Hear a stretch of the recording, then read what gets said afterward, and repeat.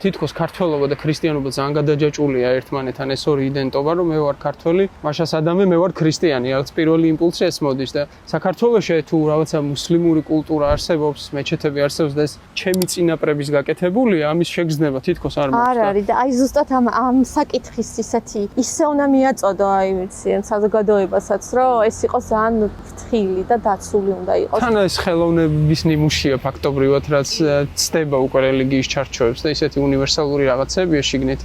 თუნდაც ეს სიცოცხლის ხეც ახლა ქრისტიანულ კულტურაშიც არის, წარმართობაშიც არის. ვაზის გამოსახულება გულების ჯამეზე, რომელიც ძალიან იშვიათია, რომ შედიხარ ვაზი ხდება პირდაპირ. გამხელა პატივისცემაა, მართლა, მით უმეტეს იმ რელიგიისგან, რომელიც ჩვენ ვიცით, რომ კრძალავს ალკოჰოლს, ღვინოას შეიძლება. ისტორიიდანაც გვახსოვს ჩვენ ეგეთი, რომ აი შაჰ-აბასი შემოეცედა და ვაზი გაჩეხა. პირველი რაც იყო ვაზი იყო. და ამავდროულად აქეთ ახლა მუსლიმურ მეჩეთზე ვაზი არის გამოსახული ძალიან სათუთად და ლამაზად. აი როგორ შეიძლება რომ ადამიანმა ეს ორი რაღაც ერთად, ასე ვთქვათ, დაიწიოს და ეს არის მარტივი მაგალითი იმისა, რომ რაღაც ერთი ფაქტით არ შეიძლება მთელ კულტურაზე წარმოდგენა შევიქნათ.